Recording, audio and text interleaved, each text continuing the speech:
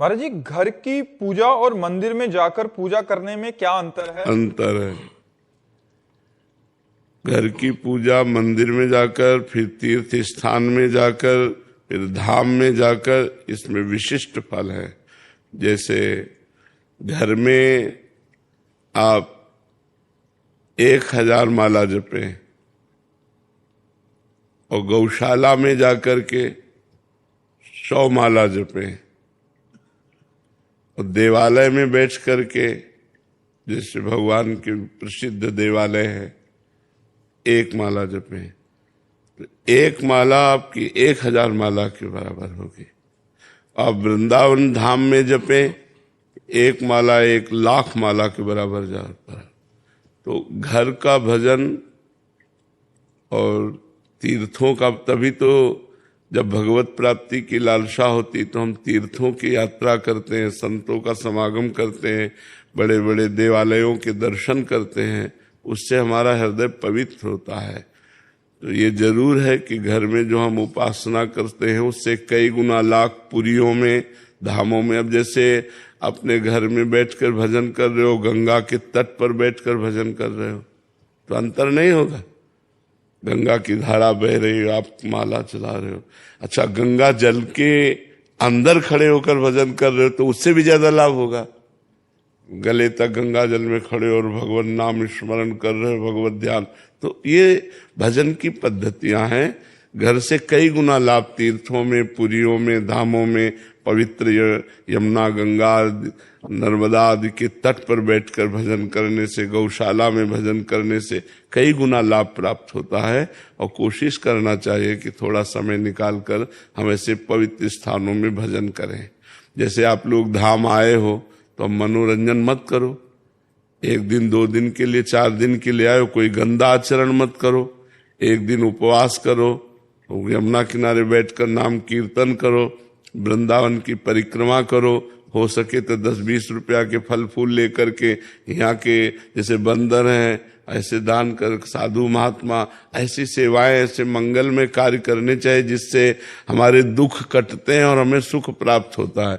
और जो लोग यहाँ आकर के भी गंदे आचरण करते हैं, पाप आचरण करते हैं, मनमानी आचरण करते हैं, फिर दुख भोगेंगे।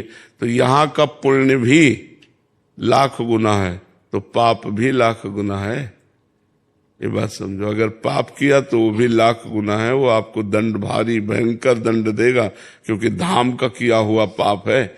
सर्वत्र किया हुआ पाप धाम में प्रवेश होते ही नष्ट हो जाता है, लेकिन धाम का किया हुआ पाप फिर आपको कहाँ नष्ट होगा। धाम ही कृपा करे तो नष्ट हो सकता है, नहीं भोगना पड़ेगा। वज्र की लीक होता है जी। कीर्ति दुबे जी, यूएसए से। राधा वल्लभ शेरवंश महाराज जी, अगर साधक के मन में ईश्वर की स्मृति का स्थान गुरु की स्मृति लेने लगे और प्रभु का स्मरण करने पर गुरु की छवि मन में आए तो क्या साधक सही दिशा में आगे बढ़ रहे हैं? भगवान की विशुद्ध कृपा है। ध्यान मूलम गुरु मूर्ति, पूजा मूलम गुरु पदम, मंत्र मूलम गुरु वाक्यम, मोक्ष मूलम गुरु कृपा। भगवान कहते मोते अधिक गुरु ही जिए जानी, मेरे से भी अधिक गुरुदेव को स्थान दे। यदि गुरु का स्मरण हो रहा है, भगवत स्मरण करते हुए गुरु का ध्यान हो रहा है तो सही मार्ग चल रहे हो। भगवान की विशुद्ध कृपा है। गुरु ही इष्ट है, इष्ट ही गुरु है, दो नहीं है। भक्ति भक्त भगवंत गुरु चतुर नाम बपु एक। कहने को 4 है पर हैं एक। भक्त, भक्ति, भगवंत और गुरु, ये कहने को 4 है, ये बपु एक है। तो इष्ट का चिंतन, गुरु का ध्यान, ये तो महामंगलमयी साधना है। ठीक है। डॉक्टर मानिक जी। राधे राधे महाराज जी। गुरु में इष्ट भावना कैसे करें और कैसे बढ़ाएं? देखो, भावना करनी क्या है, मानना पड़े। जैसे माँ है तो माँ में माँ की भावना कैसे करें, कभी प्रश्न आता है क्या? क्योंकि वो हमारी माँ है। तो शास्त्रों में, संतों ने, भगवान ने गुरु स्वरूप की महिमा का वर्णन किया है। भगवान ही गुरु रूप में आते हैं। बंदो गुरुपद कंज कृपा सिंधु नर रूप हरि। मैं गुरुदेव भगवान के चरण कमलों की वंदना करता हूं, जो कृपा सिंधु हरि ही नर रूप में आए हैं, जिनके वचनों के प्रकाश से अज्ञान अंधकार का नाश हो जाता है। वो साक्षात परब्रह्म, गुरुर् ब्रह्मा गुरुर् विष्णु गुरुर्देव महेश्वरा, गुरु साक्षात परब्रह्म तस्मै श्री गुरुवे नमः। तो हमें शास्त्र की बात माननी पड़ेगी, संतों की बात पर श्रद्धा करना पड़ेगा, ये मानना पड़ेगा कि गुरुदेव भगवान हमारे ब्रह्म हैं, गुरुदेव भगवान हमारे भगवान हैं। जैसे देखो, हम मान करके ही तो पाषाण मूर्ति में भगवान की आराधना करते हैं।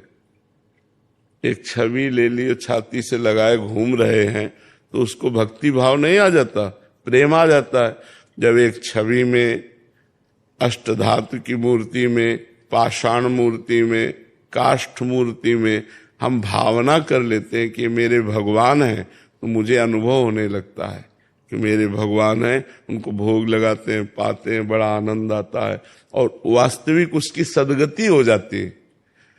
तो चलते फिरते चैतन्य घन सदगुरुदेव में भगवान की भावना करना कौन कठिन है। अपने सनातन धर्मावलंबी तो पाषाण में भगवान की भावना कर लेते हैं। तो चलते फिरते मनुष्याकार में यदि हम भगवान की भावना करें तो कौन सी कठिन बात है। भावना करनी मेरे गुरुदेव भगवान, और फिर धीरे धीरे आपको अनुभव होने लगेगा कि मेरे गुरुदेव भगवान है। पर ये भावना पहले करनी होती, पहले भावना करनी होती। उसी भाव से, उसी अदब से हम रहें। जय बार गुरुदेव सामने पड़े तय बार प्रणाम करें, जय बार गुरुदेव आवे उठ के खड़े हो जाएं हाथ जोड़ करके, उनकी पादुका, उनके आसन का सम्मान करें।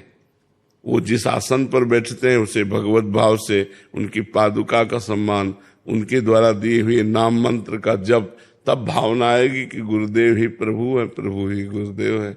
और जिसको ऐसी भावना आ गई वो तो निर्विघ्न भगवान की प्राप्ति कर लेता है। हिमांशु जी, श्री हरिवंश। राधे राधे महाराज जी। गुरु जी, ऐसा क्या क्या करें जिससे नाम जप खूब अधिक से अधिक हो? पवित्र भोजन सबसे पहले, जैसा खाओ अन्न वैसा बने मन। तो यदि हमें भजनानंदी मन बनाना है तो हमें भोजन सही पाना होगा। जिसका भोजन नीरस उसका भजन सरस, और जिसका भोजन सरस उसका भजन नीरस। ये पक्की बात समझ लो। भोजन रूखा सूखा खाए के ठंडा पानी पियो। भजन के लिए तो रोटी दाल सब्जी इतना साधारण बनाओ, भगवान को भोग लगाओ। यदि आप बाजारू चीजें अच्छी से अच्छी जो बनी हुई हैं और ये स्वास्थ्य के लिए हानिकारक हैं, तो 10 दिन बराबर पाओ, फिर देखो तुम्हारी हालत क्या है, तुम्हारे मन की हालत क्या है, तुम्हारे लीवर की हालत क्या है, तुम्हारे पेट की हालत क्या है। कौन सी ऐसी बाजार की वस्तु है जो आपको सुखद लगती है पर परिणाम में सुखद होनी चाहिए। आज बुद्धि शुद्ध ना होने के कारण पिए जा रहे हैं, खाए जा रहे हैं, बस जो मतलब जैसे। तो भजन के लिए सबसे पहला कदम भोजन शुद्ध होना चाहिए और भगवान को अर्पित होना चाहिए। जो भोजन हम पाए पहले अपने लाडले ठाकुर को भोग लगाकर, मान लो भोग रखा, पर्दा कर दिया और भावना कर रहे हैं बैठे हुए कि हमारे प्रिया प्रीतम भोग आरोग रहे हैं और पद गायन कर रहे हैं। चतुरासी जी के 2-4 पद सुनाए, 10-15 मिनट हुए, आचमन कराया और भोग उसारा और जय जयकार करके उसी भोग को पाया। तो वो भजन बढ़ाएगा, वो स्वास्थ्यवर्धक, वो भगवान की प्रसन्नता, प्रसादे सर्व दुखा नाम हानि रस्योपजायते। बिना भोग लगाया हुआ अन्न न पाना चाहिए। मान लो ऐसी जगह जहाँ ठाकुर जी नहीं विराजमान प्रगट में, तो 1 मिनट धैर्य पूर्वक आंख मूंदो और भगवान का ध्यान करते कि हे प्रभु आप भोग आरोगिए और जो आपकी थाली में है वो अर्पित करके फिर पाए। देखो, जितना आप पवित्र रहेंगे उतना ही पवित्रता आपकी बुद्धि में रहेगी। अब खड़े खड़े लघु शंका करोगे, सब चिट्ठी पड़ी, सब अपवित्र हो, शौचालय गए वही कपड़ा वही, तो फिर भजन नहीं हो। भजन के लिए थोड़ी पवित्रता की आवश्यकता है। वस्त्र पवित्र, भोजन पवित्र, पेय पदार्थ पवित्र, हमारे आचरण पवित्र। भजन करने वाले को गलत आचरणों से बचना चाहिए। और खास बात है कि हमें किसी की निंदा नहीं करनी। अगर भजन करने वाला दूसरों में दोष दर्शन करता है और उसकी निंदा करता है तो बहुत जल्दी वो गिर जाएगा, पतित हो जाएगा। जो निंदा करता है वही दोष उसमें आ जाएगा। भजन करने से बहुत हमारे अंदर सद्गुण प्रकट होते हैं, पर साइड में एक और दोष भी रहता है, अहंकार। अगर वो संभल ना पाया तो फिर गड़बड़ हो जाता है। फिर लगता है कि ये सब क्या है, अहंकार किया, दूसरे में दोष दर्शन किया तो आपकी भक्ति छीन हो जाएगी। तो हमारा भोजन पवित्र, हमारा पेय पदार्थ पवित्र, हमारा आचरण पवित्र, हमारा विचार पवित्र। किसी के प्रति दोष दर्शन न हो, किसी की निंदा ना करें, किसी की निंदा ना सुने, गंदे दृश्य ना देखें मोबाइल में, तो भजन बढ़ता चला जाएगा। शास्त्र स्वाध्याय करें, कुछ देर नाम कीर्तन करें, नाम जप करें, मंत्र जप करें, ठाकुर सेवा करें, सत्संग सुने, परोपकार करें, इससे परमार्थ पुष्ट हो जाएगा। समझ में? सूरज कुमार जी झारखंड से। राधे राधे महाराज जी। महाराज जी, भगवान जिस जगह अवतार लेते हैं वो जगह धाम या तीर्थ बन जाती है, वैसे ही क्या महापुरुषों का जिस जगह जन्म होता है वो जगह धाम बन जाता है, और क्या हमें वहां जाना चाहिए? हाँ, धाम के समान ही पवित्र माना गया है। नाम प्रसंग कहे तो उपदेश, जहाँ या धर्म धन्य सो देश, धन्य सो कुल जेहि जन्म भयो, धन्य सु तात धन्य सो माय, संतत सकल सुनो चितलाय, श्री हरिवंश प्रताप जस। भगवान का नाम जपक जहाँ पैदा होता है वो प्रांत, वो देश धन्य हो जाता है, वो कुल धन्य हो जाता है, वो माता पिता धन्य हो जाते हैं। तो आचार्य कोटि के जो महापुरुष जन्मते हैं उनका तो धाम माने ही जाता है जन्म स्थान, लेकिन जो भगवत प्रेमी महात्मा जन्मते हैं तो उनका भी जन्म स्थान पवित्र माना जाता है, परम पूजनीय माना जाता है कि हाँ, ये इस गांव में ये अमुक महापुरुष। जब चैतन्य महाप्रभु पूज्य श्री ईश्वरपुरी जी के गांव में पहुंचे तो लोट लगा रहे थे जमीन में ऐसे खूब, और वह कह रहे थे कि इस गांव के कुत्ते की भी चरण रज हमारे लिए पूजनीय, क्योंकि इस गांव में हमारे गुरु जी का जन्म हुआ। ईश्वरपुरी जी का जन्म स्थान, तो इस गांव में हमारे गुरु जी का जन्म हुआ। तो जिन गांवों में, जिन प्रांतों में महापुरुष भगवत प्राप्त जन्मते हैं वो धन्य तो है ही, पवित्र तो है ही, पर भगवान के भक्त और भगवान अभेद हैं, इस भाव से उनका भी जन्म स्थान परम पवित्र, पूजनीय, दर्शनीय, वंदनीय हो जाता है। किसका प्रश्न था? हाँ जी। और जाना तो चाहिए, जानना चाहिए कि हमारे अमुक संत की जन्मस्थली है, तो प्रणाम ऐसा मानते हैं। ऐसा भाव अपने भाव का विषय है। भाव न माने तो हे, भाव है तो यहाँ भी है, नहीं तो भाव ना हो तो यहाँ भी क्या है। यहाँ भी अपराध करके लोग चले जाते हैं, गलत बातें, गलत खान पान, गलत चेष्टा करके चले जाते हैं। महाराज जी, तपस्थली अलग होती है जन्मस्थली? हाँ, तपस्थली का क्या भेद है? हाँ, तपस्थली जन्मस्थली से भी पवित्र है, क्योंकि जहां उन्होंने तपस्या करके भगवान को, तो वहां परमाणु होते हैं उनकी तपस्थली के, उनके भजन के। तो जन्मस्थली से भी पवित्र तपोस्थली होती है। और फिर समाधि स्थली होती है महापुरुषों का, तो वो भी बंदनीय है। महापुरुषों के तो जो कपड़ा छू जाए तो वो भी बंदनीय हो जाता है, पूजनीय हो जाता है, प्रसादी वस्त्र माना जाता है। तो उनकी जन्मस्थली भी पावन, उससे श्रेष्ठ तपस्थली पावन। और फिर समाधि स्थली जहाँ वो विराजमान होते हैं अंतिम लीला, तो वो भी वंदनीय और पूजनीय भगवान के समान ही होती है।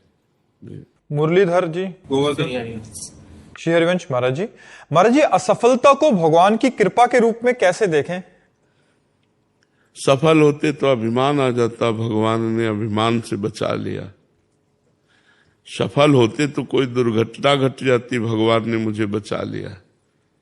क्योंकि जो हमें कष्ट हो रहा असफल होने पर वही शारीरिक दंड के रूप में मिलता, वही कोई घटना के रूप में मिलता, वही कोई भारी विघ्न के रूप में मिलता, तो भगवान ने असफल करके मुझे बचा लिया।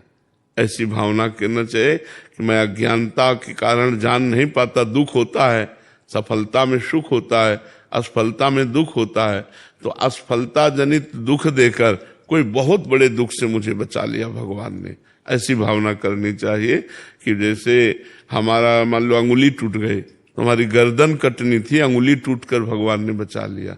और ये पक्की बात है, पक्की बात है। नहीं तो जहां भगवान है तो भगवान का सुमिरन है, वहां असफलता कैसी, वहां तो सफलता ही सफलता है। यत्र योगेश्वरा कृष्णो यत्र पार्थो धनुर्धरा तत्र श्री विजयो भूतिर्धुआ नीतिर्मतिर्मम। बोले दृढ़ मति की बात कहता हूं कि जहां भगवान श्री कृष्ण जैसे महापुरुष अर्जुन जैसे, वहां विजय ही विजय होगी, असफलता होगी नहीं। तो असफलता अगर हुई तो हमारे अहंकार का मर्दन और कोई बहुत बड़े दुख से बचाकर असफलता रूपी दुख देकर मेरे प्रभु ने कृपा की। आगे प्रयास करें क्या? हाँ, प्रयास करना चाहिए, फिर प्रयास करना चाहिए। असफलता हमें विजय की तरफ बढ़ाती है। हमको निराश नहीं होना चाहिए, हमें देखना चाहिए कि मैं किस कारण से असफल हो गया और पुनः प्रयास करना चाहिए, प्रयासरत रहना चाहिए। प्रयास नहीं, कर्मण्येवाधिकार अस्ति मा फलेषु कदाचन। कर्म से हमें अधिकार है, फल पर नहीं। फल में असफल हुए तो क्या हुए, फिर करेंगे, आगे भगवान सफलता देंगे। इस बार भगवान ने ऐसी कृपा की, आगे और कृपा कर। और कब तक करें महाराज जी? जब तक सफलता न मिल जाए। मनुष्य जीवन मिला है, जब तक हम अपने उद्देश्य में सफल न हो जाए तब तक निराश नहीं होना चाहिए। एक संत कई बार माया में भ्रष्ट हो गए थे, तो आत्महत्या करने के लिए जंगल में गए, तो एक पेड़ के नीचे बैठे थे, ऐसे पेड़ पर दृष्टि गई तो एक चीता चढ़ रहा था, गिर गया। फिर उसने चढ़ा, फिर गिर गया, फिर चढ़ा, फिर गिर गया, फिर चढ़ा, निकल गया। अरे उन्होंने सोचा जब एक चीते ने इतनी बार प्रयास किया और अपनी चढ़ाई चढ़ गई तो मैं आत्महत्या क्यों करूं, मैं पुनः साधना करता हूं, और निकल गए माया से। तो हमें असफलता सफलता की तरफ ले जाती है, हमें निराशा नहीं आनी चाहिए, हमें पुनः प्रयास करना चाहिए। और सफलता तो हमें हासिल होगी क्योंकि हम भगवान से जुड़े हैं, हम भगवान के अंश हैं, हम